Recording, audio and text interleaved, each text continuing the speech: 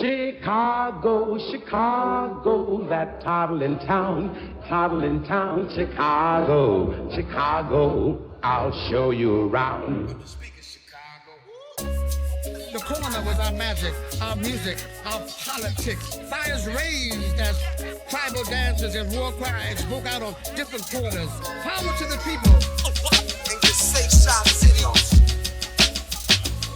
If you don't know by now, I'm talking about Chi-Town. And just say Shop City, Shop City.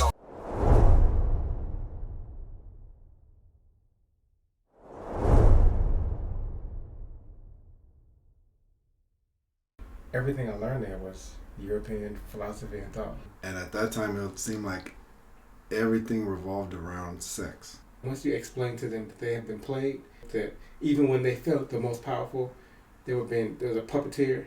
In traditional Africa, you're an extension of your family, your ancestors. That's your identity. What does it mean to do Afrocentric psychology? Mm. I didn't even have people in your world like No, that. that's Greetings, everyone. Welcome to the Sunnyside podcast. I'm Giziribtah, one of your hosts. I'm Nehez, Meniooh. And I'm Kasabez.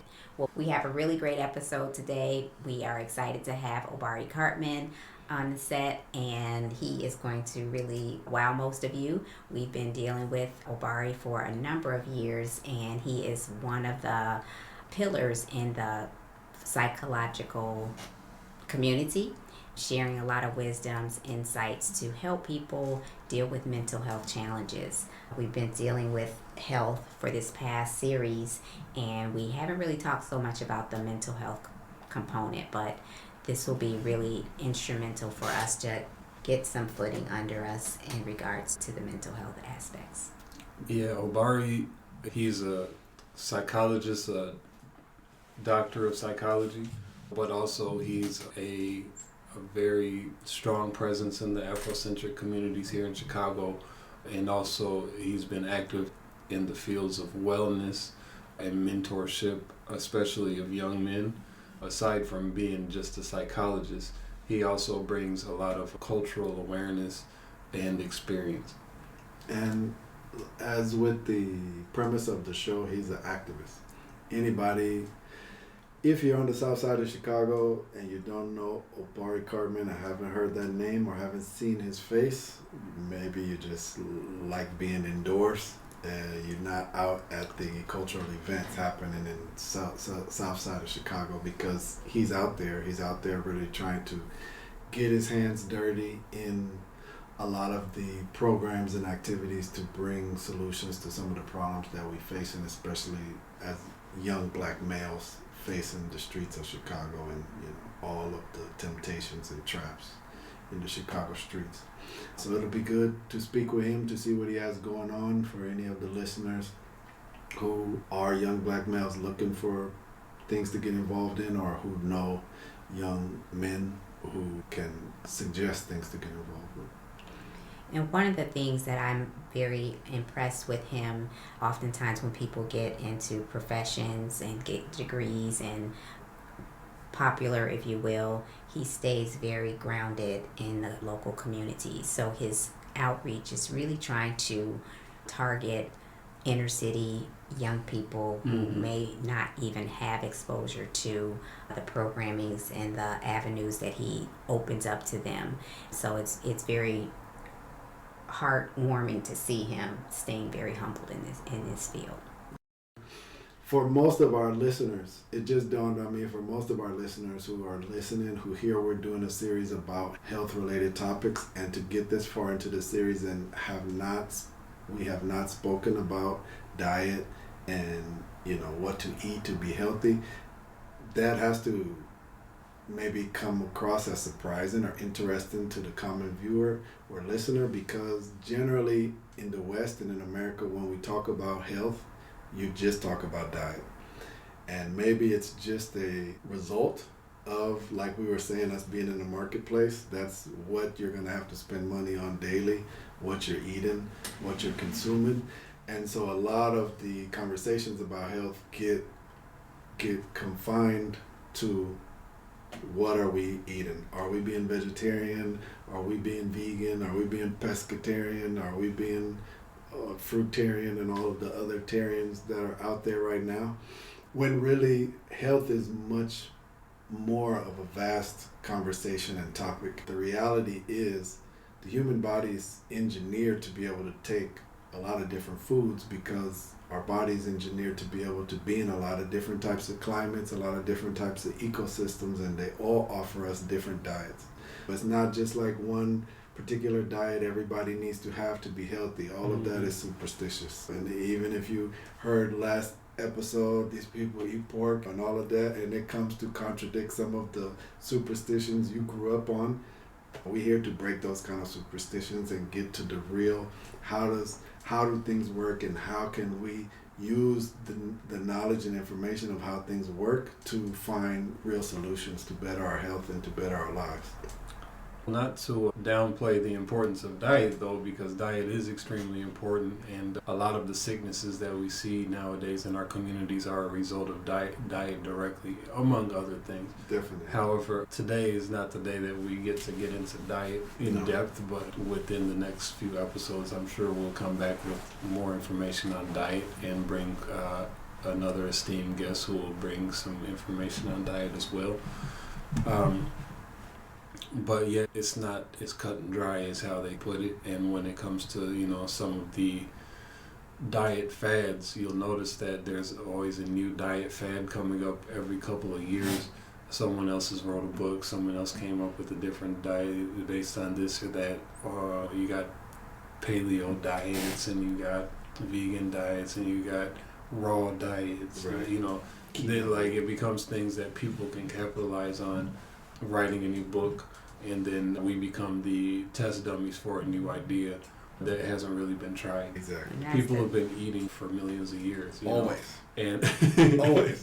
I'm pretty sure we've been eating for a long time as a collective humanity. We're not breaking any new ground in eating. Right. Everybody had to do it. Right, but it's just the modern diets that have become so denatured that we've now come to have to question or feel like we have to reinvent the idea of what it means to eat to be healthy, which is something that's already been researched and defined for many, hundreds of thousands of years, millions of years, whatever. However long humans have been on the planet having to survive. And I really bring it up just to make that point. Like, you can't make it so cut and dry on if I eat this meat or that meat, or if I eat vegetables only and meats on proteins only and no starches, all of that, you're getting into superstition, ideologies. But you can make it cut and dry in the fact that you're either going to eat natural foods that came out of the earth that still have the composition and the equation that nature gives them, or you're going to eat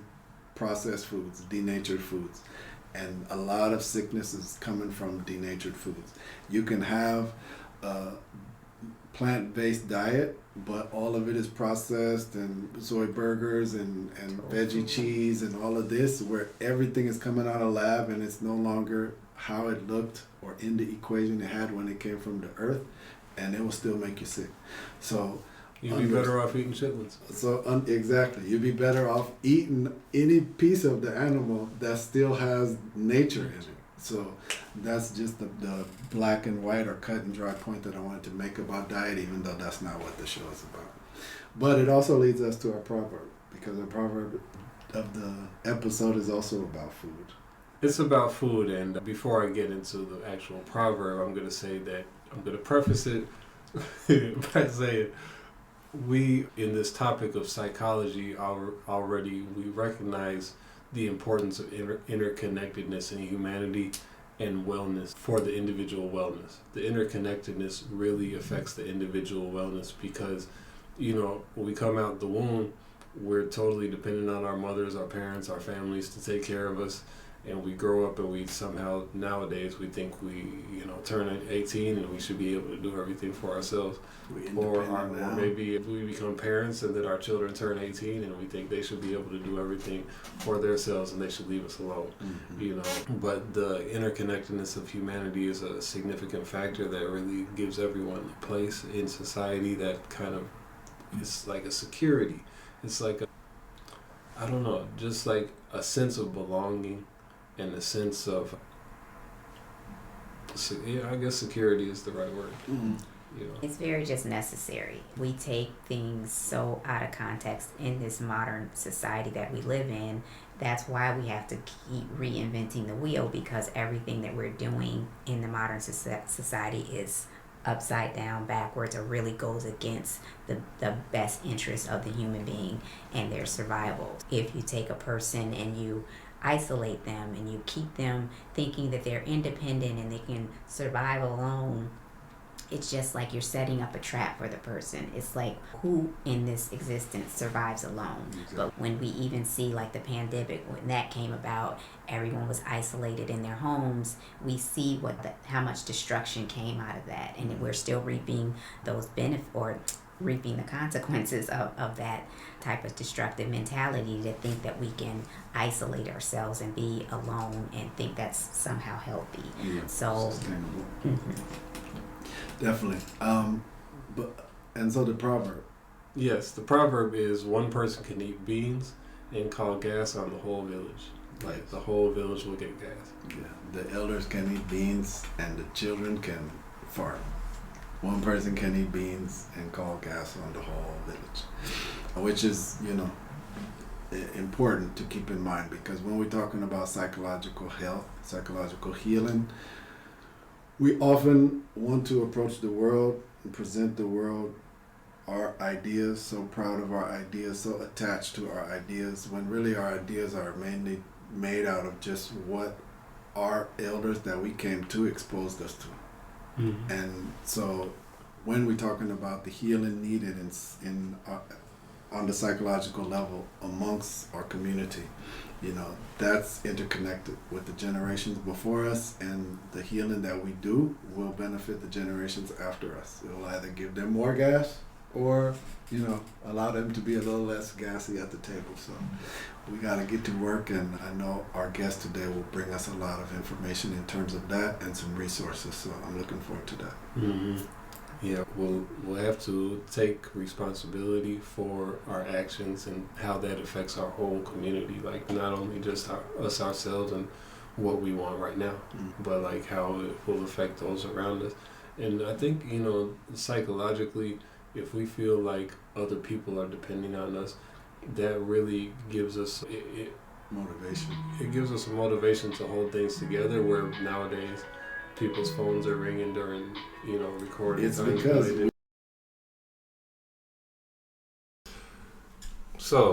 welcome, Obari. Welcome back to the Chicago Sunnyside podcast. This is our second interview. You guys will not see our first interview. It's too explicit. It had to be not for the public. Yeah. Too hot to handle. You're going to see it on some of our exclusive content in sometime in the next 10 years. Do y'all worry about being canceled? Does that cross your mind? No. Not really. Are there topics that you avoid because they're too hot, too provocative? No. I'm hoping to get into some this evening. Yeah. But are you worried about this? No, I'm not worried about it. I think about it, though. It crosses my mind. Yeah, no, we already talked about Gaza Strip. Yeah. We actually, in our introduction to the show, said that we wouldn't be to our listeners. And we said that even if one community cancels us, hopefully another community will then pick us up. Just switch over to you. Twitter? X. Exactly. And if we're too truthful for X, we'll switch over to Truth Social. Yeah. So your favorite? No, I mean, we have to be just cognizant of speaking intelligently, but we don't try to skirt around topics. Yeah. But we are happy to have you back. Yeah, no, it's good to be back. Appreciate it. Thanks for coming back. Yeah, it's good. And because you are such a key figure in the community in the South Side of Chicago. Obari Cartman is on the show today. He is a psychologist, but you could explain it a little better for us than me. I will say, psychologist is the easy term, right? Psychologist by training, but I don't really claim it, really. Like, one of my jegnas, Dr. Wade Nobles, is pushing us to resist the use of psychology and use Sakhu, I think how's how you pronounce it. And you know, a lot of my former training is PhD clinical psychology, Georgia State, but everything I learned there was European philosophy and thought. And so the field of study that I claim, Black psychology, if anything, African-centered psychology, more specifically, we are trying to move towards using labels that are fitting of the philosophy that we embody. And so we use psychology just so people understand what we mean. But the study of the mind is something that y'all know very well. It's much older than Sigmund Freud. Most definitely. I was actually, after the last time you were here, I was explaining to Kasabez and Giziribtah that I got into, when I was in college, I majored in psychology, but then saw the way it was being presented with Sigmund Freud starting everything, and I was like, oh no, I'm scared. Is this how everybody's mind is being handled? So I could definitely feel that, but for just starting at the base, is there a difference between mental health and psychological health? No, it's the same. And is there a difference between the way psychology, what's the main difference between the way psychological health is defined in the European context versus, what was the term you used? African-centered. African-centered, but what was the term? Sakhu Jeti. Seekers of those what it translates to. Okay. The main difference, I would say, are the root of the understanding of being human, being ours. The context, considering historical, social, political context, and not just the individual functioning. And even with an emphasis on that, huh? I'll say emphasis on that. Emphasis on historical context. If you think about even the diagnosing, the treatment, like the analysis of what is wrong and how to fix it, has to consider the whole thing. And if it just considers a personal dysfunction, if you will, right? Depression, anxiety, addiction. If the whole field is just trying to figure out what this one person did wrong and how you can fix that one person, and then absolves the conditions that created the sickness, then we just spin in circles. So how does modern psychology explain how a person gets mentally sick, depressed, or whatever? Chemical imbalance in the head, but caused by, if the environmental factor is considered, it's usually the house, parents, a mother. Trauma in a house, like neglect, nuclear family. Huh. Yeah. So they don't even go as far as like school, teachers, neighborhood, not and all much. that. No. Huh. No, not too much. But what really alarmed me back in college, and I have to try to remember correctly because I got scared to the point where I wasn't psychologically stable, just to see how they study the mind. And at that time, it seemed like everything revolved around sex. That's one of Freud's key theories, right? That just seemed real. You know, some freaky shit that goes on. Exactly. And it's really, it is scary that the base of it is so rooted in some other people's way of being, their perversions, their preferences. And it's so many black people that just eat it up. Right? And that's a system analysis also to understand what does it mean for us to be in a world where students got to go to school to get the degrees and get licensed and use the insurance to do the work and then pay mortgages and pay car notes and all those things are rooted in a design that is built to maintain itself.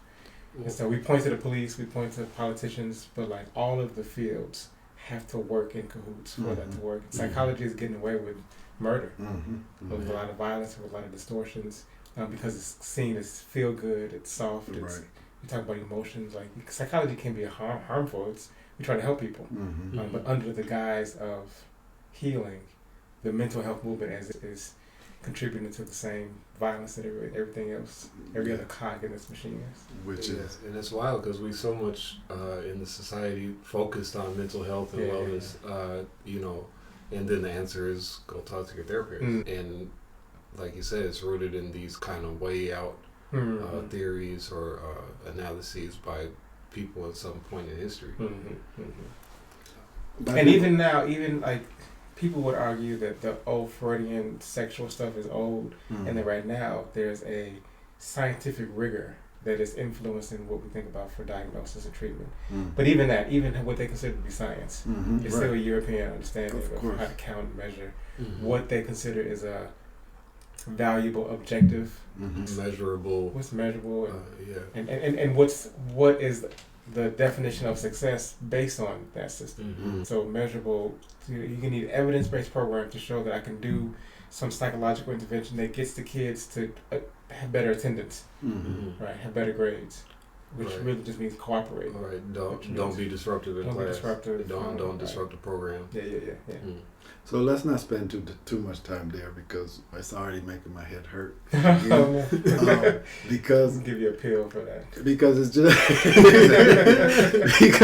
it's just like what is there to try to contribute to better mental health is really a big component in the breakdown of mental health for the modern world, because it's coming from a system that went. You can't be mentally healthy to cross oceans to go dominate other people. Like there's no health in there. So let's move away from that and talk but then about to still hold the authority to enforce it. Yeah. But I wanted to come back to mental health, and I wanted to come back to the way that you approached it and what interested you to want to study it, even to have to go and then, because it sounds like you came through those African-centered psychologists, Maakmaah, Noble, and things like that, and then going into it for a professional career, then you had to be exposed to the other side of it. But can you say, is that correct? Can you say? No, that's fair. It was a simultaneous process. For a long time, they were separate. Right? I went to a black school, learning Freud, Skinner, and I was at Morehouse too. Yeah. I was in Morehouse recently. Oh, okay. They still do the same thing. Right, no offense. I'll get canceled by Morehouse right now. So I went to. So the genuine interest was curiosity about people, just being fascinated by how people work, what motivates them, how to help. I've always been a help seeker. I've always wanted to contribute something valuable and make people's lives better. So that was what got me into it. And psychology is the frame to do that. I took a senior year high school psychology class. I'm like, oh, this is interesting. Just thinking about stuff, and just pondering. That was interesting to me. But my whole life, I've been raised in communities celebrating Kwanzaa, playing drums, and so I had an African-centered upbringing. But it took me a while to really put those things together. Like, so even, went to Hampton. I met a professor there, Dr. Reginald Jones, who put me on to the Sherwood Grills, the Linda James Myers, the African-centered folks. And still didn't catch it still, really. Went to Georgia State, and I remember being a young professor as a student teaching, and I remember having to, it was sort of a self-imposed pressure to talk like a professor. I remember I had to put glasses on, I had a fake wedding ring, I was using big words, like I was trying to playing the part, right? And part of the grad school process is a hazing to make you think that you got to do that to succeed. And then if you don't have good balance, then you will let them think that it's not just a game to play, but that's you right. Take it on. That's what it is. And so it took me a while. It took me really post-graduate school, post-PhD to really be in communities doing work and bumping into the discrepancies. Being like, this ain't working. Like, was there a particular moment you can remember, or just gradually? It's gradually, right? It just because I think that a lot of people have the sense, and people are using language now about decolonizing mental health. So it's a more popular idea than it used to be. Across the board too. Yeah, across the board. Yeah. And what's beautiful about the African Center movement is that is what they have always been. And so the decolonizing assumes that we can take a thing as is and wash it up and clean it up. The African Center folks said it was never like, it's too rotten to even repair. So we just got to have our own thing. And not even try to fix theirs. Right. And so a lot of people who are talking decolonization are going back to things that people who've been talking Afro-centered have been working on for decades. And so we always had the ideas, the sense that this is wrong. It always felt uncomfortable. And we was always clear that this ain't it. But then it wasn't a lot of practical models to work from. So like there's no interventions that I can use, certainly in like systems where I can say I can go to a school and present, this is the model of Maakmaah to do therapy, and this is the 7-week process to go through a thing. So we all still just depended upon cognitive behavior-based therapy, like the stuff that has the evidence base, the stuff that they'll pay for. So that was really the practical dilemma, is like, how do I practice, how do I live this, knowing it's wrong, having Bobby Wright in my head, having Kobe Cambone in my head, but still having to go to work. So over time I've just developed the courage, the innovation, the community to really make in practice what does it mean to do African-centered psychology in the room, in the school, in the house, whatever it is. So what have you seen have been some approaches to mental health that have worked for you in your direct practice and your direct experience that have diverged from the conventional way of going about it? And so the way my life sort of folded together was, grew up playing drums, but never had that as a part of my therapeutic intervention. And I don't know if it was a moment. I don't know if I saw a thing, but there's group therapy. We're sitting in a circle talking, and then there's drum circles where we're sitting and drumming. Like why not make them the same thing? So it's those kind of things. It's like I remember you were doing that at the Manifest group circles and and those work. So I could put a flyer out and say, hey guys, come talk about your feelings for an hour. Nobody shows up. But if I say drum circle, if I say let's come play spades, if I say let's go do some movement, but there's things that draw people.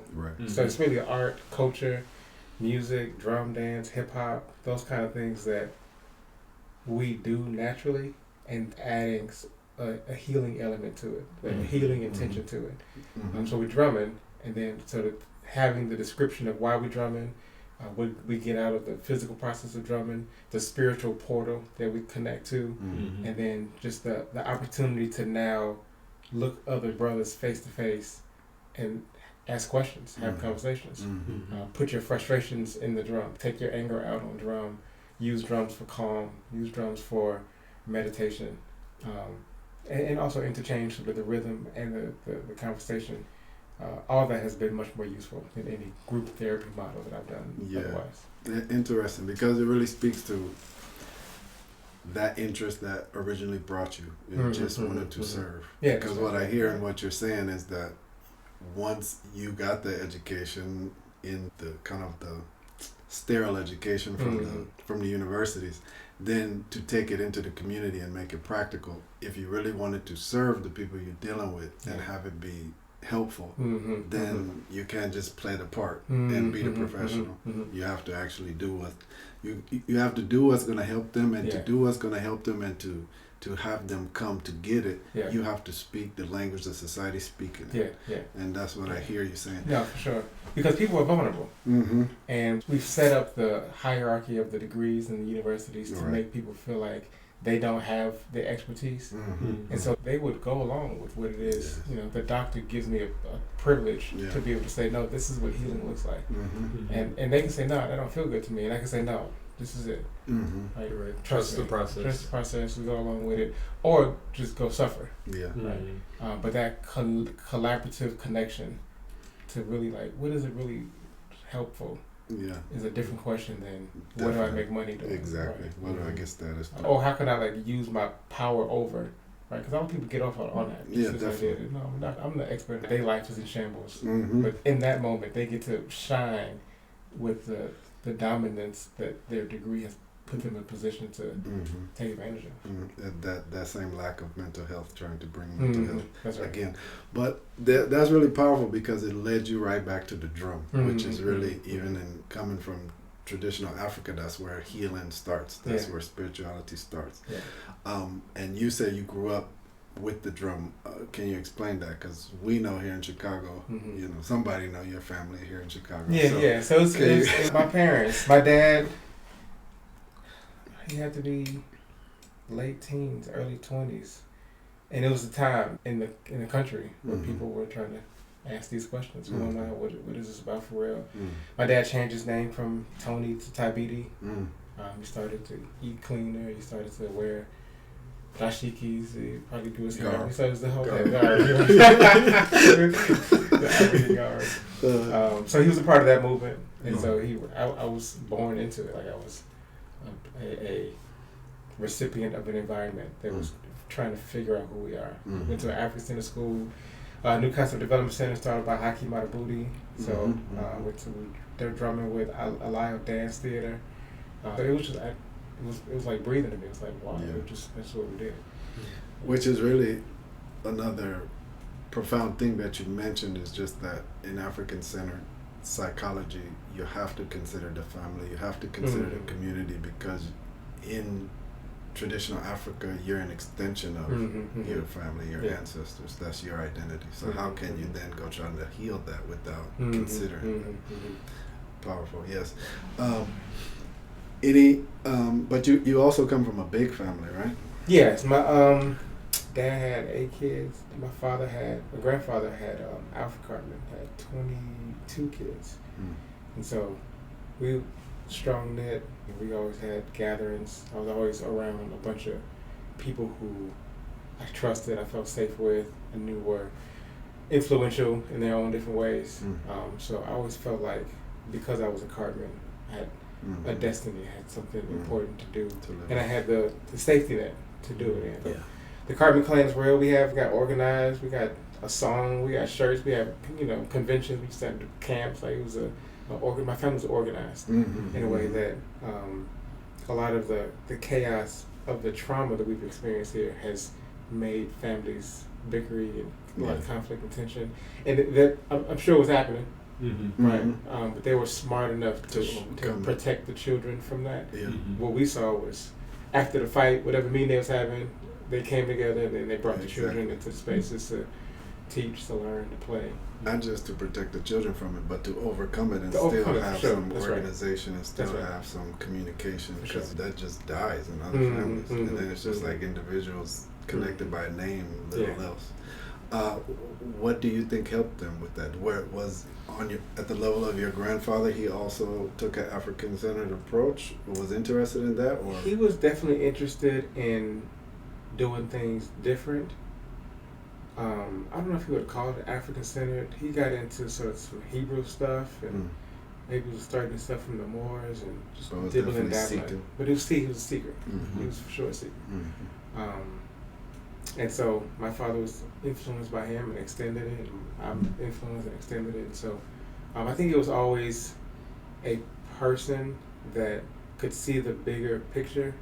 And so my father was one of those people. He would bring the family together when they were divided. And my grandfather was that too. So he wasn't just by having a bunch of babies and having them spread. It's like, no, we building a kingdom. And this is a thing. It's not just random. So I think it was that. I think it was just the visionary influence of a few of the family members who would put it out there, and then everybody else would be like, okay, now I see that. That's got to be good for the psychology or the mental health of the children and the family members as well too. Most definitely. For sure. And in our learning about the African family tree, what our teacher would say, Master Nabe, he would always say, like, you don't just have one mother, one father who you have to make sure you're not disappointing. Like you have multiple. Anyone who's like the brother of your father is also considered a father. They have their word carries the same weight. You might even be more scared of your father's brother than you are your father, because your father might have a soft spot for you, but your father's brother will be the one to tell you what you need to hear.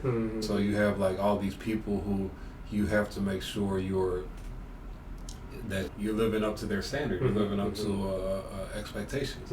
And then not only that, of course, the more that kind of spreads into a community thing, when it's not just a family, but it's a community, and everybody on your block knows you, everybody in your village knows you, or what have you, then it'll be harder for you to go astray, because you don't really have a lot of wiggle room to go and do something off where nobody sees you. Yeah, so my dream for that isn't And I'm a father. We all got kids, right? And I think about trying to parent in a way where my children know that they do have a village to be accountable for, uncles and cousins, and not a lot of room to like just do whatever they want. But not it always be guided by do right because you should be afraid of getting in trouble by the people around. But these people around will also catch you, protecting you. They'll save you. They'll support you. They'll nourish you. They'll give you the help to cultivate those things that they see in you that I might not be able to see. Right. So I think that's the true power of the village, the families, that you got a lot of eyes and ears to help reinforce, to help push, to help correct, but also to help like hold. And just support so that they know that they're not isolated. Okay. And now that you are now trying to bring that, you benefited from that on a mental health level, right? Now that you're trying to bring that, improve mental health to the community, what are some of the main things, especially the Black community here in Chicago, really suffering from? Isolation, I can see, is a big thing around all of the United States, but is there anything else that you really see as a it's all of it. Isolation, the lots of levels of trauma, of neglect, abuse, sexual, physical, emotional. I hear a lot of stories of people who have just been done wrong by people they care for. But in all of it, I attribute to just the social historical conditions that have perpetuated a level of insanity under the guise of success that I see a lot of people still reaching for, working for, and investing in to our own detriment. A lot of what is the poison in Black communities has been sold to us, marketed to us as health.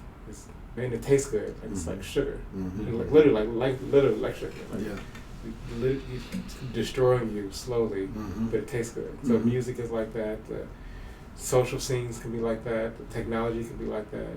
All of it can be used for elevation, but we are taught it in a way, and it's been introduced to us in a way that we have to protect ourselves from just living the day-to-day life of working and just breathing the air and drinking water.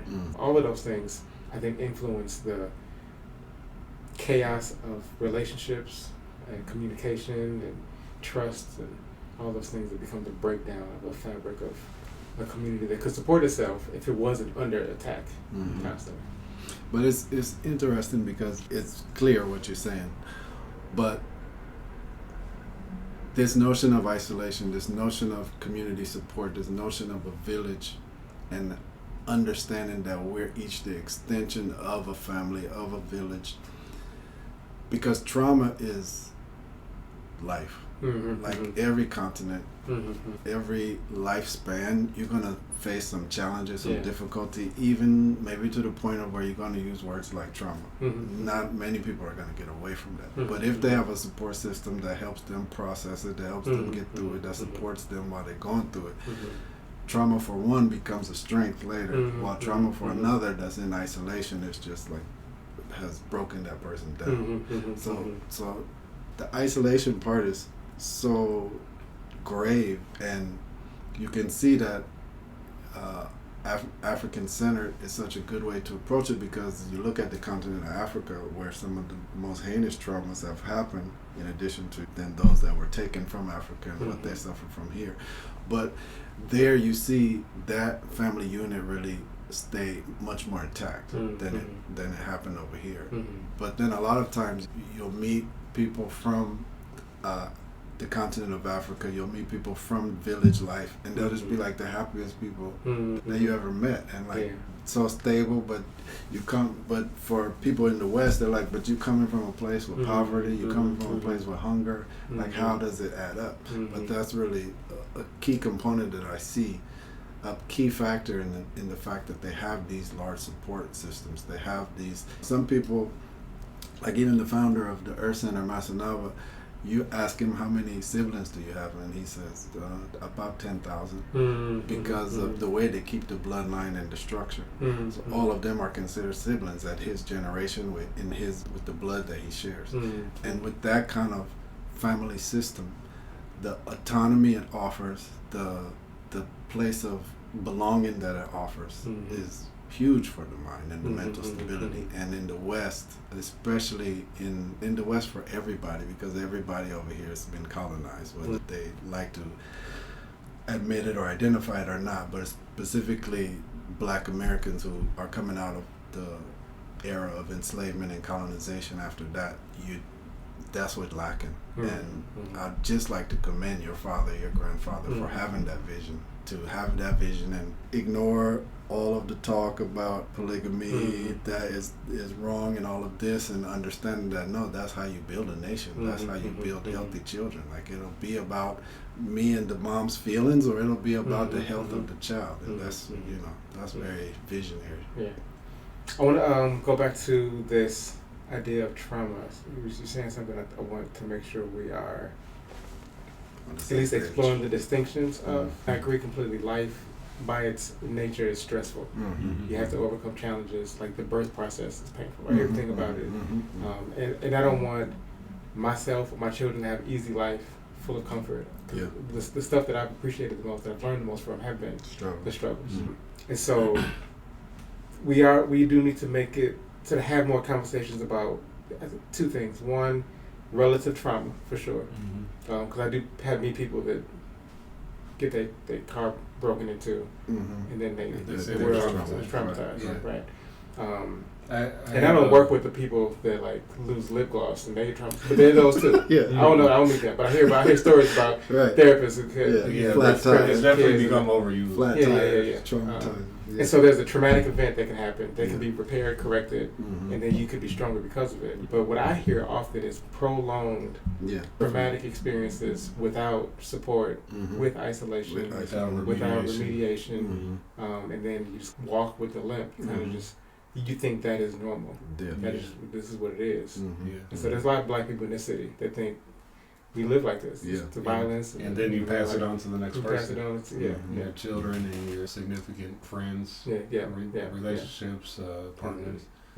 Yeah, for sure. Which is the other side of what we were talking about earlier, is that psychology and the European centric psychological understanding of the psychological field is just a part of a bigger system that's just very successful and good at destroying the individual. Because when you isolate the individual, and now the individual understands family to be household, that's right. Then they're isolated. Now, that's the thing about monogamy. Monogamy, if especially Black Americans understand that, the one that gave us monogamy as a system, because before it was just marriage, and you marry as many people as you can take responsibility for and still be stable enough to keep going. But now to give a system under law of monogamy, that's a system that's trying to destroy you by isolating you, because now you can't build beyond that. That part is really what just I keep seeing to have to come back to, because now people are able to live under that kind of trauma because they're isolated, because they see, okay, it's just my household. And now when I'm growing up without anybody else besides a mom and a dad, and most often besides a mom, I inherit all of her bad habits. I inherit all of her wrong ways of looking at things. I inherit all of those things, where if I had more than one mom, I at least get another perspective. If I had a father in the house, I at least get another perspective. If I had a father in the house and then another man that I call father because it's my father's brother, and more, then I get saved from just following in the bad habits and the bad characteristics, which we all have. I'm not picking on any single mom. I get away from just absorbing all of them from one person. The isolation piece is just a big thing in the mental breakdown of the mental health. But this got really interesting as you were describing it. So there's another dad in the house too? It might be a village, they might be next door or down the street. I was saying, just as he was talking about a father and his father's brother. Like an uncle. Okay. Yeah, I struggle with that. I don't know. I was thinking as you were describing it about the model, and I'm not disagreeing with what you're describing. You can disagree too. I won't cancel you. No, I'm not disagreeing. And if I do, I absolutely will. So I'm not disagreeing yet. It depends how you respond to what I'm saying. Yeah.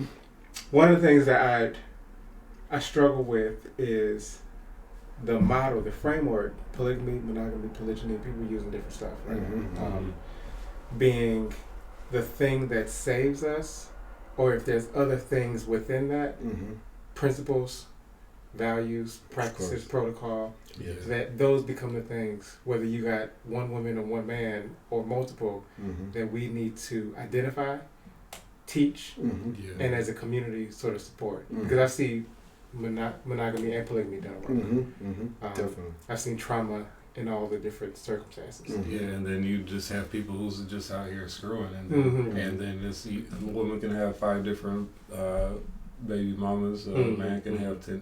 Woman can have 5 different baby daddies. A man can have 10 different baby mamas, and they little kids is just running around everywhere.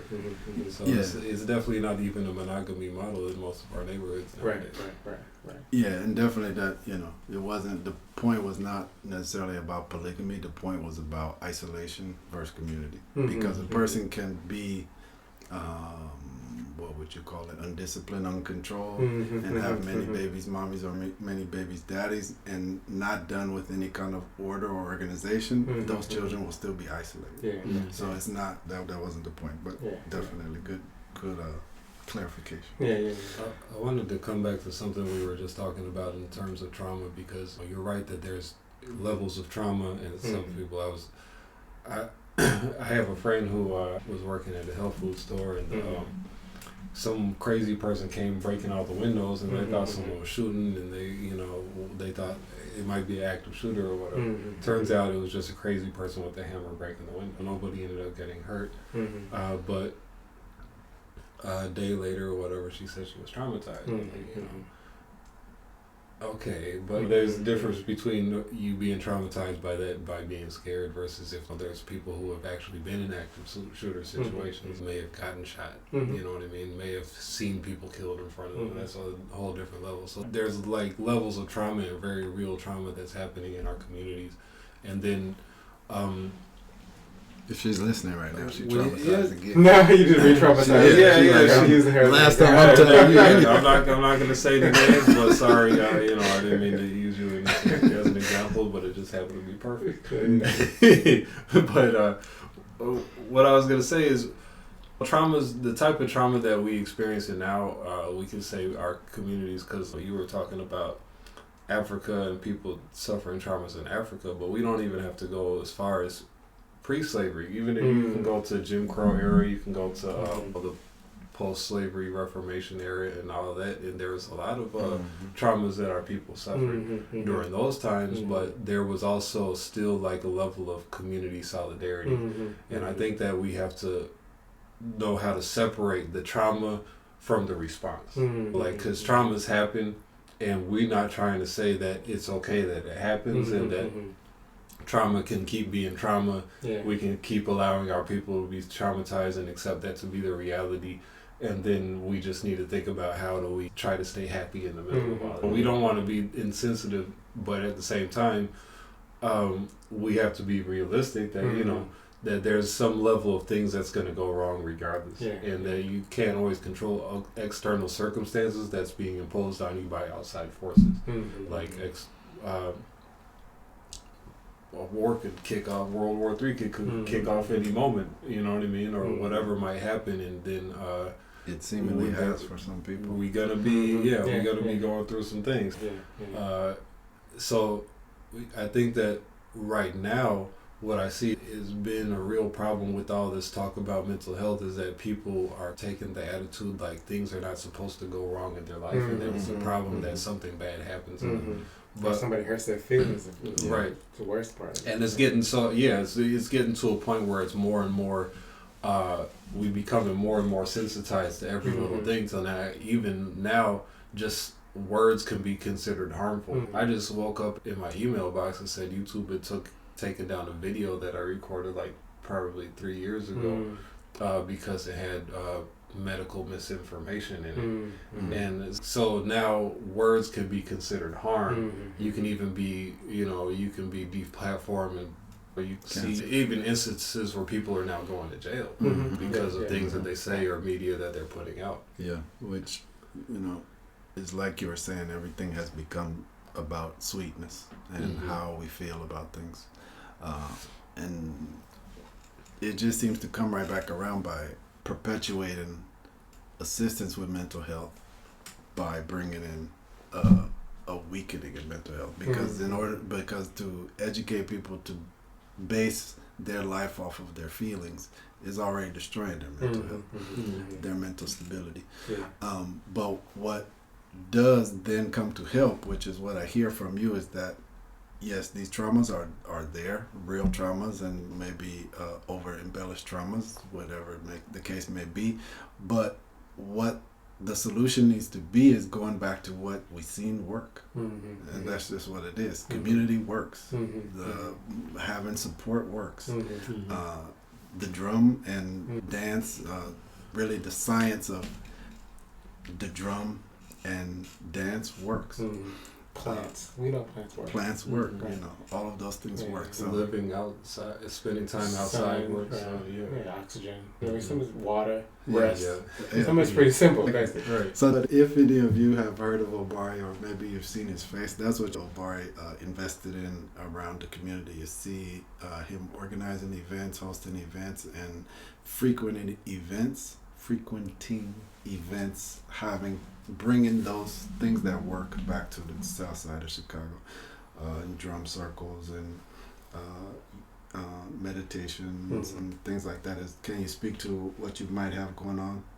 I want to say something real quick about what you're saying, Kasabez, and then I'll go back to that. I just wanted to point to what I feel like is the most important thing to focus on in this moment around the use of words and the danger and sensitivity, because there are instances, and as you were talking, I was trying to think about what are the instances when words are harmful and someone can give misinformation and distortions, and I think the things people, you talk about the reputation I have, depending on who you talk to, somebody will use words to defame me because of things they've heard. And as I've had to learn how to experience what difference does it make that people can say whatever they want and people will hear it and believe it, and that's what it is, versus someone having the power to stop me or to disrupt my life. And I think that as a community, I think that's what makes the difference between your YouTube channel and you saying something that might be considered alternative, that the medical industry might say is not founded in evidence, but that medical industry having the power to produce the marketing, the medication, the diagnosis, the facilities. And so it's really a power difference. Right? And then even the influence to have you shut down on YouTube. And the influence. That's a power thing. Absolutely. Right. So Trump in position saying the things that he said is very different than the guy in the barbershop. Saying the contrary things, saying the truth, whatever it is. The institutional power to take your words and influence, harm, right? That's a different thing that we nowhere near that. Right. Yeah. Right. We still just talking shit. Right. So I think we need to be careful amongst us to use our words more carefully to manifest power, but also to do the work to build and to brick by brick and to community by community cultivate the kind of power that we need to be able to say what we want to say and bring the healing that we need. We're so busy fighting each other and using words to bring each other down. And, words are powerful for sure. That's the whole purpose of this platform. We're not doing nothing but sitting up there talking, but hopefully those words can be something beneficial to people. And even a large part of what we're talking about is the miseducation that has led us somewhere else. Definitely. I just hope it's become to a point where you say something that somebody doesn't agree with and they don't like you anymore. Like the whole social media thing is okay, I can just unfriend whoever I want to. It's like, this is real life, man. And now you just got people that agree with you scrolling all day. You Right. think that's the only worldview that you see. It's just this singular perspective.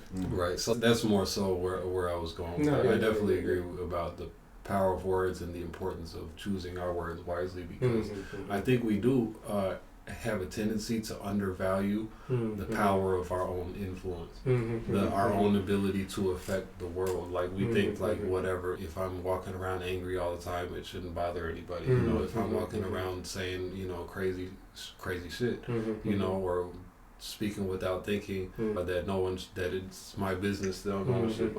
That's also very irresponsible because you freedom know, of speech and say whatever I want. Yeah, because we do have an impact on our surroundings, and we should take that responsibility. But on the other side, everyone should. I mean, it should be understood that we're all human, you know, and we're gonna say something wrong from time to time. We're gonna speak out of emotion or impulse sometime. We might say the wrong thing purposely or by accident, and that people should be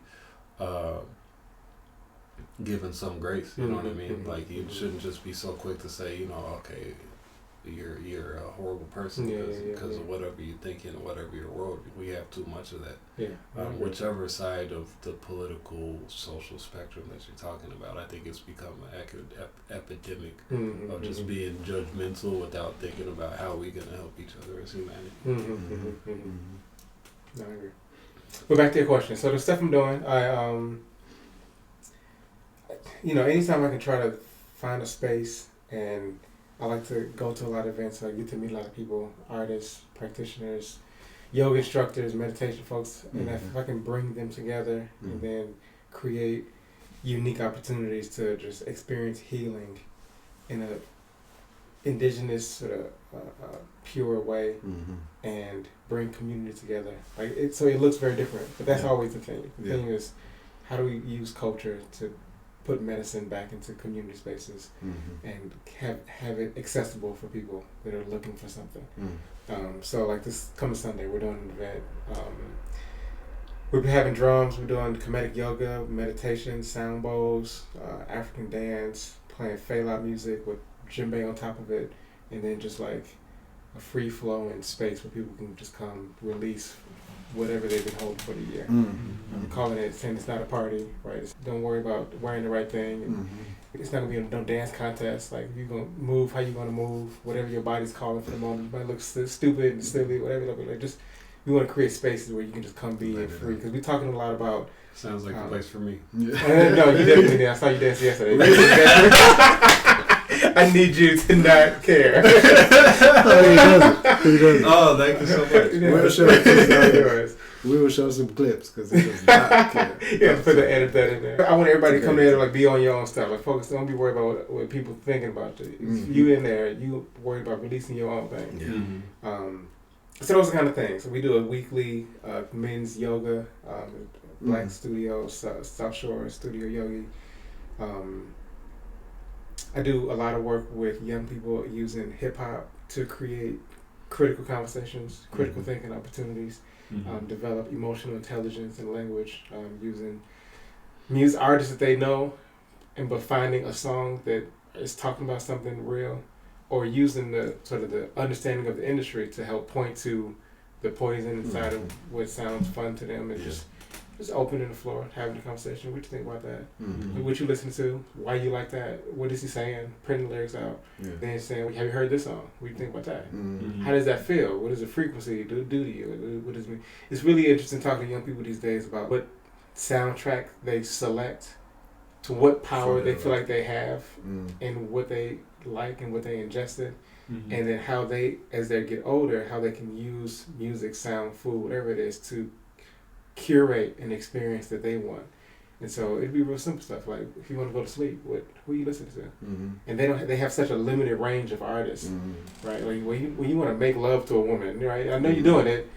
What do you put on to set the mood, right? They struggle to find.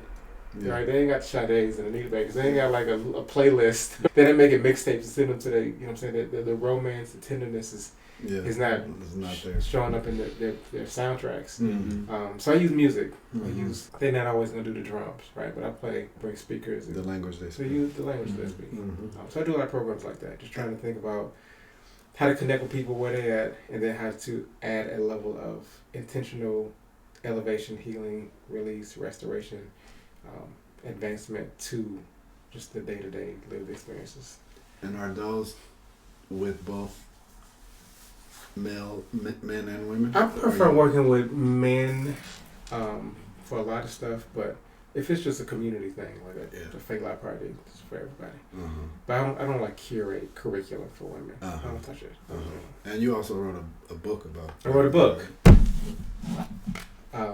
Ladies Man, Conversations for Young Black Men About Manhood and Relationships. I had changed the cover. The old cover, this was the image that's on the front. Me and my 5 sisters. So the play on word is the ladies man is in like I spell it different. LADY' to say. I had to talk about sort of my transition from how I was socialized. The traditional ladies man, you collect women, you do what you want with them, and then just discard them when you finish. To at some point in my 20s realizing that my 5 sisters are going to say I love them means to contribute to the conversation that other men might be having that could be potentially suiting them at some point, suing them at some point. And so if I'm out here doing this ladies man thing and having no connection to how men think about relationships, then it's hard to still say I love my sisters. Right. The thing I'm doing something to somebody else's sister that's some other man's gonna do to my sister, and I can't be mad at him if I have given him permission. So the example, the model, all that. So the book was about that sort of transformation, that the things I had to unlearn and relearn, and conversations I've been having with young men about just manhood development and integrity and discipline and health and politics, all that kind of stuff. All of us put into one place. And where is it available? My website, drobaricartman.com. I was very deliberate about not having no white people touch it, and to my detriment. Because it was out, and people would ask me where to get the book, and they would go right to Amazon. As soon as you can't find it on Amazon, people stop. They don't even. I say you can get it from a website. They're like, no, I don't trust a black website to put my credit card information to. Right, I lose customers because people don't trust black infrastructure. But yeah, black bookstores. It's only been in black spaces. I never tried to go and get a white company to put their name on it. So I saw your boy Ta-Nehisi Coates. Ta-Nehisi Coates. Yeah. And what's it called? One of those Equalizer movies. Oh really? Yeah. Oh, that's dope. He was introducing it to a young boy he was mentoring. I know you're talking about. I did see that. Yeah. And so that kind of platform. Yeah. And it's a difficult dilemma. Like I think we sometimes get too comfortable, and I say we, those of us that have the medicine, that have ideas, that have things that need to be seen and heard, podcasts, guests. I want people that have something valuable to say to have big audiences. And I think we get comfortable saying, if I can just touch one person at a time. Yes. But we up against opposition that's saying, let me get thousands, billions at a time. No, we're trying to touch a billion at a time. And not even playing fair. They're making sure they can. So I do think about reach and impact. It was a dilemma. It still is to think about how to stay black and have an integrity of the process, or go a Ta-Nehisi route. I was with Ta-Nehisi's father a couple weeks ago. Ta-Nehisi's father prints my books. So he has Ta-Nehisi's father, Paul Holtz, started Black Classic Press, printing old sort of classic black books. And he has a printing company, Black BCP Digital, that has always been my printer. They're the only black printer in the country. So they're based in Baltimore. So I was going to Baltimore to do a talk. And so I went to see the facilities. And so we were riding around just talking. And I mentioned Ta-Nehisi. I was just curious. And I've talked some shit in the past about Ta-Nehisi not going through his father and not using his platform to elevate his father. And Baba Paul told me out of his mouth that he encouraged him to go that route. And he saw sort of a gift that he had, that he knew that he didn't have the infrastructure to produce in the way that he deserved the reach of. And so I feel bad for just talking shit. Like your daddy. I'm saying, why you know your daddy? But he kind of slided it back at you. He was like, because he got a gift that I can't support. But let me get yours on this. I didn't even interpret it that way. That's his special way. That's his special way, right? He's always trying to find a dig. No, I'm just How do you have friends? How do you have people in your world? Like no, that's That's what I wonder. No, that was a great story. No, but So it's a real dilemma for her. I think that we have to think about reach and mass production and the compromises, the inherent compromise of trying to get the word out. I think it's a very real dilemma that we all deal with on so many different levels, just dealing with supply chain of our different needs. Yeah. What we eat every day. Yeah, our clothes. Right. We were talking about garb and all of this, like a lot of those fabrics probably made in China now or Belgium or in different factories that in any way our people don't have the means to produce. The factories even making the fabric that we're making our clothes with. So we have a lot of these type of issues of kind of not having the means to produce what we're consuming, what we're using every day. And I think it's something we just have to not be idealistic about. And when I say not be idealistic, I think we should be idealistic in terms of we should get to a point of self-sufficiency. But we have to be realistic of the fact that we're not there yet and that it's going to take steps, start laying out deliberate steps to get there. Yeah. So some people will hear that and say the realistic step is to go to school, get a job, work for a company, stack, and in their mind, maybe one day give back to the black community or along the way to do donations. And so I don't know, I again struggle with that too. What is it? I think we need people to do that. Sure. I think we need people who can do that. I think we need people who are athletes or celebrities who are making a lot of money, who are like cool. Not even that we're connected with them, like they're coming from our community in the beginning. We're producing them and we're sending them into the world. Go, you're talented. Make your millions, but remember where it needs to go back to. Like West, I mean, like we've seen people get ate by the machine. It's a oiled machine. You even explained your own experience. Almost going through something similar. Yeah, I've seen school eat people alive. That's what the system is. You take the brightest, you make them apply. They beg to get in there, and once they get in there, they have to assimilate. That is for sure a dilemma. It's what the system is built to do. It's a colonial system. Yes. It's built to colonize. It's built to change. It's built to assimilate. So often you hear people saying, I'm going to get into the system to change it. But the system is already built for that. It's already built to change you 4 times before you even have the power where you can start to change it. It's got room for your innovation. Exactly. It's got room for the performance of your activism. Yeah, they'll even encourage you to to be a rebel and whatever because the system making so many rebellious movies right now. The system needs all the movies too. are revolutionary movies. And we watch it and we eat popcorn and we go back to work. Like they want to entertain the idea and feel good about the heroes. Right. And then do a whole podcast about decoding the movie. That's right. How deep it is and what the hidden meanings are. And then, it's like, I've done something revolutionary. They go to Whole Foods and just eat dinner. Exactly. You just eat your clone meat. Right. I mean, they just make any subject, any topic can have its consumer approach. And then you just take the position of consumer and then it's, hey, then let's talk about it. And let's spend more money on it. We have this problem with our center. Our classes, our initiation classes, they cost, man. People come and pay money to sit in on class. They come every week. They're sacrificing their time. They've even got their friends and family looking at them crazy because they're like, what is this you're into? And then it's like the whole approach ends up being like the way it's like entertainment at the end of the day, like something that's interesting, but at the end of the day, the level of transformation that's really needed for us to like take the next steps as a community, socially, doing something big. Like people they're not ready to invest in that level because like the or even if it's interesting, it's not worth the sacrifice. It's not worth the sacrifice. It's not very interesting. Yeah. It's not more interesting than the paycheck. It's not more interesting than the stability that the colonial life gives. But in speaking about classes, I know in addition to writing a book for Black men, you also have a new project with curriculum in juvenile detention centers for men. So the books, I wrote a book and then realized that boys don't read books. And so the adults like it, right? The parents and mentors, this is dope. But then they'll give it to their young man and it sits there, uncreased. Yeah. Right, uncreased.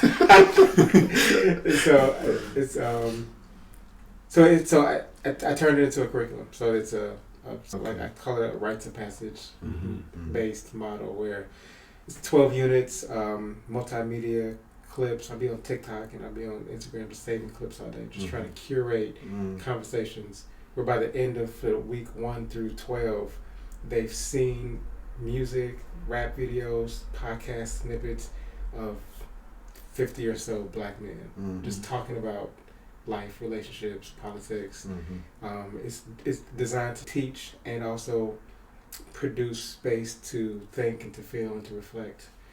So I'm doing it in juvenile. It was born in juvenile detention centers, so it had that young man in mind, that hard to reach, programmed out. I walk in, the facility says, "Oh, it's Dr. Cartman." They don't give a fuck. They just tune me out immediately. And so I've always had to produce material that catches their attention, provocative in a way that perks them up, and then gets them to think, to talk, to develop their positions on things. A lot of young men are just shrugging their shoulders. You ask them what you think. Black Lives Matter. It's something real simple. I don't care. Right. They're just so used to just scrolling all day. It's just not even their world. Yeah. So just try the real goal is to weaponize them, politicize them, to take the aggression, the power, the strength, the genius that they have, and direct that towards the struggle. Because a lot of them, once you put it to them, like once you explain to them that they have been played, they fell for an okie doke, that even when they felt the most powerful, there was a puppeteer, right? And men don't like that feeling, but they just don't see it. Like, but once I could point it to them, it takes a little bit to like. I can spell it out. Like I said, this is what the system looked like. This is what it did. We are in this building right now that's profiting off of your body, and it's designed for you to keep rotating back here. Whatever the things that you liked, whatever the things that you thought felt good or made you feel powerful, those things were part of a machinery designed to keep them on top and you on the bottom. So if I can get them to say that we losing bad, then I can then begin to build up opportunities for them to, in their own way, try to at least fight back. And that's the whole thing. Where have you found the success? Have you found more success in getting them to see I'm losing, or getting them to see we losing? They see it. To get them to see it is easy. But is it an I or is it a we? It's a we. They get to see we. And then they see we. They already know they losing because they in prison. Yeah. But they get to see that we losing. But it's hard. The next step is hard. Getting them to care, getting them to do something else about it. Weaponize them to protect the we. Yeah. And build up the we. That's hard. Because they don't really see. They have not been supported themselves by the we, and so to turn them into Fred Hampton is a leap. But some of them get it. Some of them want to. But the other problem is that once they leave, they go right back to the rat race. And I imagine that's a big hurdle to jump, because if the we practically is the source of your trauma, the source of your isolation, the source of your pain, and now I'm supposed to protect the we that's just theoretical and just mainly based on what skin color. I don't know how to do that. That's heavy. That's tough. So, how can our viewers, our listeners, support your efforts and what you're doing? You can like and follow, subscribe. I don't know who's what we doing these days. Instagram, on Facebook, the website. Sign up on the email list. We'll put all that in the description as well. All those links and stuff. But if you're in the city, reach out. Like, I'm always looking for collaborations. Always looking for opportunities to bring the curriculum to spaces. Love people to buy boxes of books, take them to schools, do book clubs. I want the curriculum to be something that people take and make their own, and I don't want to have to be in the room all the time. I want it to be something that lives and breathes. Sparks the fire. I'm working on a second book about Black spirituality, so if you're looking for something around Ifa and Yoruba systems and practical application of ancient wisdom, that's something that I've spent a lot of time thinking and working on. Could you say something about that, especially in terms of, since we're here talking about in this conversation, which I don't think we mentioned yet, but it's supposed to be around health, and specifically mental health, psychological health. But where does your spirituality, or let's say where do you use spirituality, maybe to first support your own mental health, and then you know, by extension, the work that you're doing to help others. Yeah. We were talking about trauma earlier. My understanding of what the trauma that happened to us included a complete obliteration of the way of being that we held for centuries. That included drums and dance as a ritualistic thing, but also conceptualization of the universe and the understanding of our alignment with those forces that created, guide, and protect us. And so when I think about spiritual warfare, which for me is different than psychological warfare, it's like a tactic, like just a white Jesus, an image, and the idea of the voodoo is bad. Like, those are tricks in the mind. Right. But I believe that white people engage in spiritual warfare where they sacrifice bodies, right, to appease malevolent entities and are doing that manifest in institutions like COINTELPRO or the government or the police. I think those things are fueled by demonic entities. And so until we relearn those practices, rituals, those understandings of the spiritual nature of this health and healing fight, then we gonna always lose. Not for human sacrifice though. Yeah, the technical science. Right. Let's clarify. Until we learn the technical sciences that all of those things are a part of, whether you use them or not, is because of what you after and what principles you follow in that technical science. We will keep failing. I think they are doing human sacrifice. Oh yeah, no. Yeah, he's not arguing with that. He's saying we're not learning it in order to now compete human sacrifice. Yeah. I'm not necessarily suggesting that. But definitely, you know, and for our listeners, leave that alone. for our listeners who are hearing that, it just takes a trip to the continent, to the slave coasts where our ancestors were taken from, and you can go and see the places where ceremonies were done on the people leaving to break their spirituality before they got on the boat. Like, it's all very clear. So the science was used against the people that came here. And then one thing people don't really understand is that when we talk about power, there's only one type of power. It's just that Africa is known and was known in world history because it learned how to wield that power.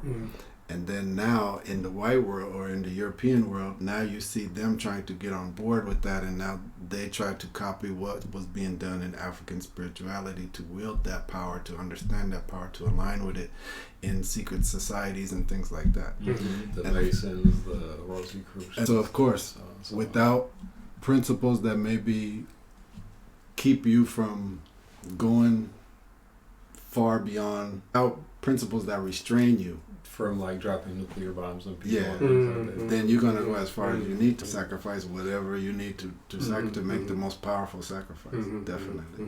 But what I'm saying is that, and to piggyback on what you're saying, is the importance of relearning that science. So you even know what you're up against, you even know what's happening to you, you even know how you actually are fitting in the world and the energies of the world. If we're not learning that science, we already lose, and we're choosing to lose. Because whether we like it or not, whether we're afraid of it or not, whether we want to believe it or not, other people are using that science. And it's working. And it's working against us right now. Yeah. Definitely. Okay. So we'll look out for that book. We have a projection of when it might be ready. Maybe March. I'm trying to get it. My birthday is March 28th. I'm trying to be done by March 28th. Okay. My brother's birthday is March 20th. And maybe I'm your brother. You got 2,000 brothers. My other brother. my brother, same mother, same father. Okay. March 28th. Nice. It was a pleasure having you on. No, it's a pleasure being on. That was good. I almost want to wish for another technical issue. I just want to make a public service announcement. Okay. Yesterday we were at this Kwanzaa event and they were talking about my garb. They were like, I love your garb, nice garb. Yeah. You know, because I wear traditional African garb. I'm like, is this a costume? I could wear this. It's not just because it's Kwanzaa I'm wearing this. This is just my clothes. Like half of my clothes is African clothes. You know what I mean? Right. It's something I can wear anytime because I like to wear it. Mm-hmm. It's clothes. I think we need to stop referring to it as garb because that almost puts it in a category like it's not normal to wear. Mm-hmm. You know what I mean? The button up, like a shirt and collar, is normal. Yeah. And that's like special. for me, that's garb. Like that would be me putting on the monkey. We should call that garb. We That's should call the monkey suit garb. right. We can start doing that. Because that's the thing, you know, people are going to speak the language they speak. Mm-hmm. Yeah. And for that person who said it, it probably is abnormal. Yeah. That person spoke from where they are. The point you're making is heard. And No, everyone who came and talked to me about my clothes, they referred to it as garb. Yeah. that's the It whole was- point. Yeah. I mean, it's just an Yeah. expression of our psychological crisis that we in. Yeah. What belongs to us is abnormal. What Yeah, belongs to yeah, us, yeah, I need yeah. special words for it because Yeah. I don't know it. I'm not Right. familiar, Yeah. and I'm not. Who was the comfortable. first person? Somebody like found that word Definitely. and applied it just. The to- main thing I don't like about it is how you find a word that starts garbage to talk about my That's right. That's right. Right. Like it's the first syllable in garbage. Yeah, so Yeah. No, the monkey suit is garb. No, no. well, That's from it. now on, we Public- starting it public here. service announcement. You heard it here. Declaration. Hashtag Yes. GarbMonkeySuit. All right. All right. Thank you. No, appreciate All that. right. Yeah, thanks, brother. Yeah. Great interview, right? Yes, good interview. Great interview. And it really hit me because I grew up listening, watching a lot of the people he was watching, like Naeem Akbar, Anthony Browder, people that were writing in, not so much Anthony Browder, but people that were writing in the psychological field about black people and what we're suffering from, having been through the collective history that we've had on this side of the world. And I even was interested in going into psychology when I got to college for that very reason. But just like he mentioned, you get there and you see this is all based on white society, European culture, European Freud and all of this, and you like they don't know what they're doing with people's minds. For me, it caused fear in me. Like I was like, no, this is what we trying to equip ourselves with to go help people in their mental frames. Like even as a young person, I was like, no, that's a terrible idea, and I ran the other way, and even got to. He's even at the doctorate level, but he's like, yeah, but the model that mental health is based on is one that's not really sustainable. He uses a different approach where he's bringing in, ancestral culture, knowledge from his studies in order to kind of revolutionize that field, which right now is dominated by Eurocentric. Yeah, it's every field out here that you end up being able to study in a school to go out and tell the world that you're accredited and that you're credentialed and stuff like that is coming from some white people who had some ideas a couple hundred years ago. And I don't think even if you were to put those ideas, into mainstream society today and make a commercial about it or a TV show, you'd be like, what is this? But we still basing the scientific fields based on those ideas. Everybody that pays for school has to go in and read all of that dead information that's coming from people that are no longer here, no longer. Even him, he was talking about his book. He said he had looked at it while after he read it, and then he knew he had to rewrite it because he had outgrown the way he presented it. Right. It's not necessarily changing the concepts, but the way even he presented, he realized with his growth, it didn't do the concept the justice. He know he could do it now. But now we have all of our youth going into colleges reading textbook of people that are no longer even here to be able to update the way they presented that concept. Is just dead information. And then we think that's how you can now give life to people to be able to use their mind in a way that's relevant to what's happening now, but you trap their mind already in ideas that are outdated. Well, one thing I think is so very interesting when you look or think about like traditional concepts and traditional ways of approaching even mental health, it's still something that's very stable. It's time tested, it's proven to work, and it's like whether it worked 100 years ago or 5,000 years ago. The same methodologies and approach has been consistent, and that to me is something that's at least makes us have to think about everything traditional in a traditional way of looking at mental health and how we approach our lives. Like Maakmaah brought so much clarity when it comes to like depression. And when he says like 98% of people are depressed, it almost pulls a weight down, because it's like if everybody has had a bout of depression or struggled with depression at some point in their lives, it takes the stigma out of it. And it's now let's approach it from a way, well, how did traditional people approach it? And let's model that. I think it's important to draw this comparison, because on one side we're talking about ideas that are outdated from the European philosophers and scientists and pioneers of these modern sciences and stuff, but on the other side we're talking about traditions that are even more outdated, or so to speak. That are even older. I should say, I'm using the word kind of facetiously, because that's how people could consider. This one is 200 years old and this one is 5,000 years old, to 20,000 years old, whatever. Which one is outdated? And Really? and it's because of the simplicity of the approach. It does not have to alter or deviate because it's outdated now. And to me, that's where the Eurocentric ideologies get outdated. They have to be refreshed. They have to be revamped in order to fit like the modern human being. But a human being is a human being. And if everybody has a challenge and you approach it consistently, then you should get similar results. And that's where it's like, what we see now is we have to keep reshaping and rechanging things to fit this new crazy world that we live in. There's some things that cut to the heart of what a human being is and what our life is, what our reality as a human being is. And that is something that goes very deep. But then you have other people who are targeting things that's based on a kind of a superficial interpretation of things that's happening contemporaneously. But the other part is, when we talk about traditions, are something that's alive. Right.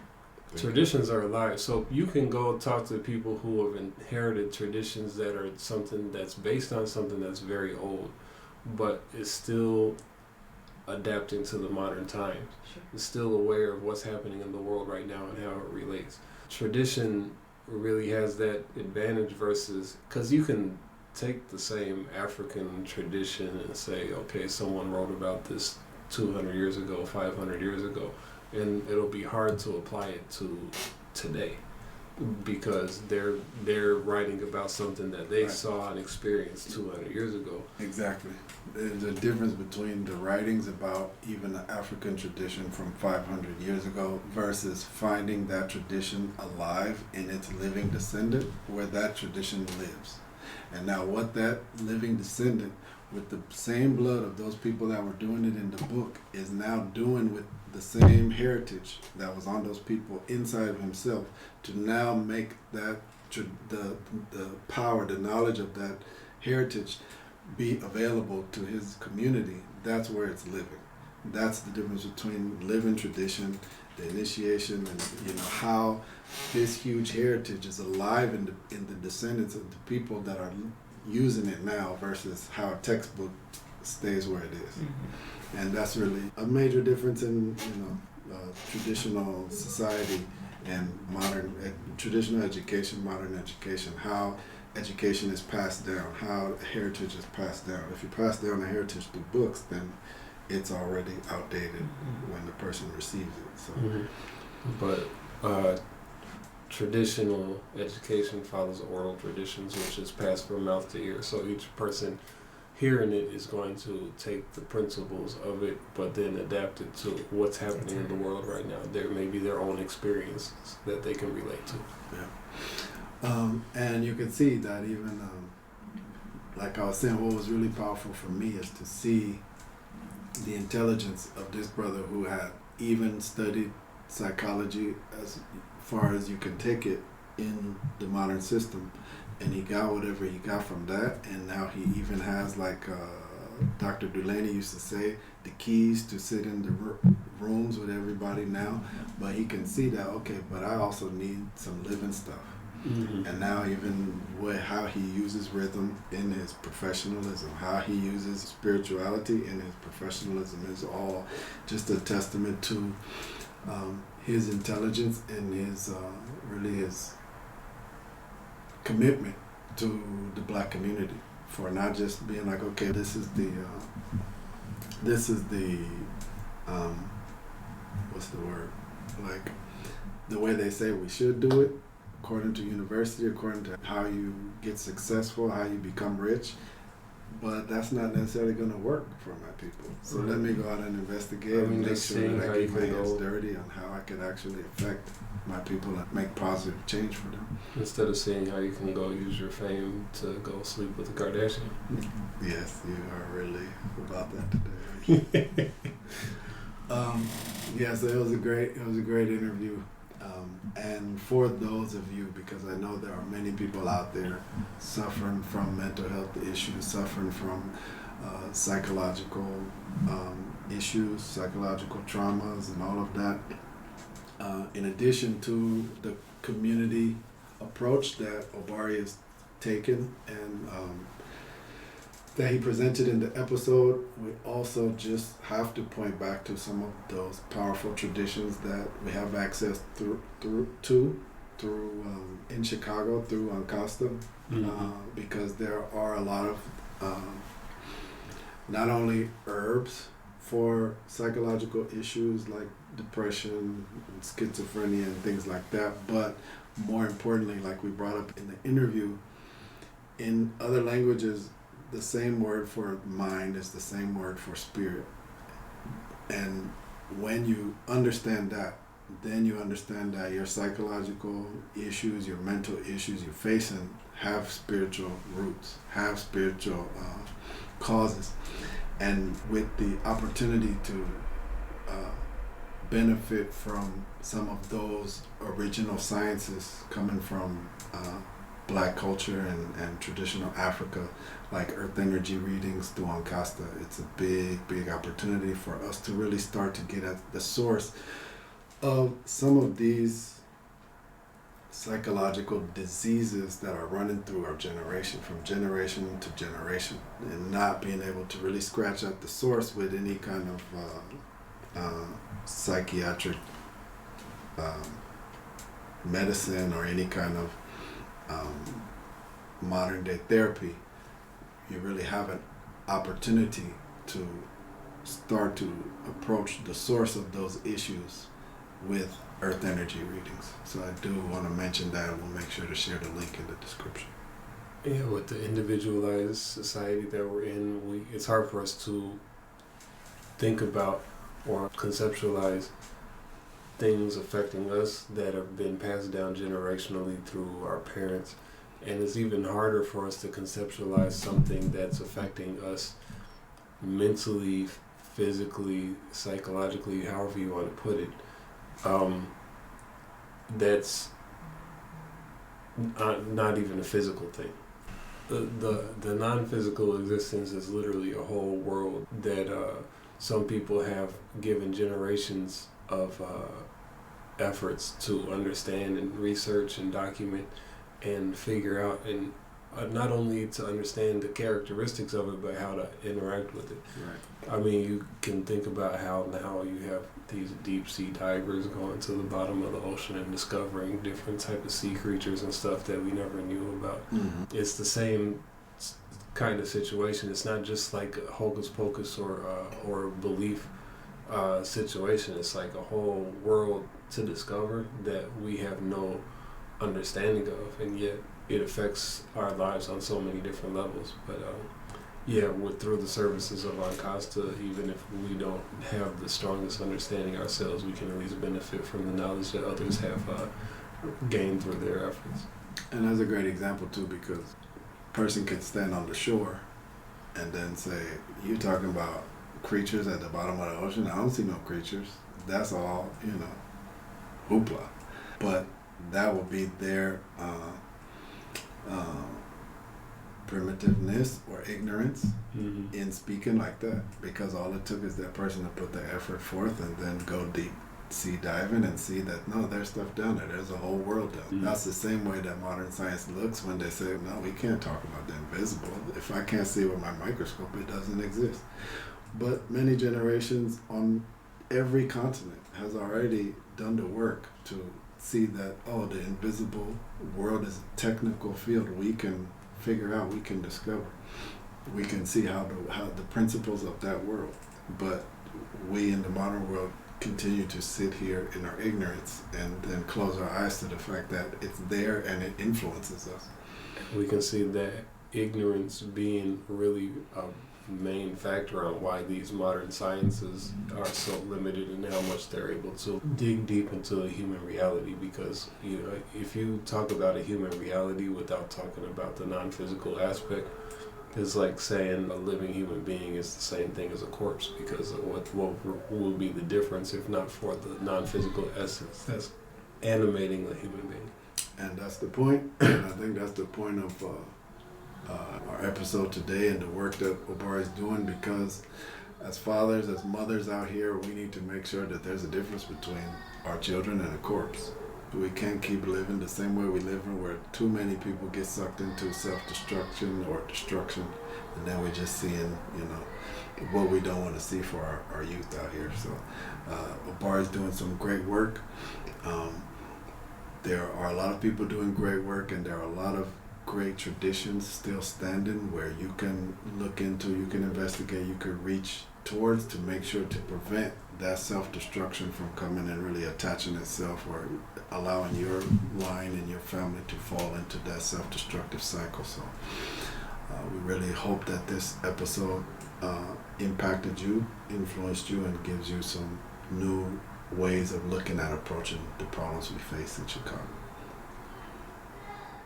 We've got the kids here now, so I think it's a good time to go ahead and cut. Anywhere the kids are, that's the Sunnyside. So we will see you next time. We're going to go tend to the children. It might get loud, but it's still the Sunnyside. All right. Life can be so sweet on the sunny side of the street. And just say shot city.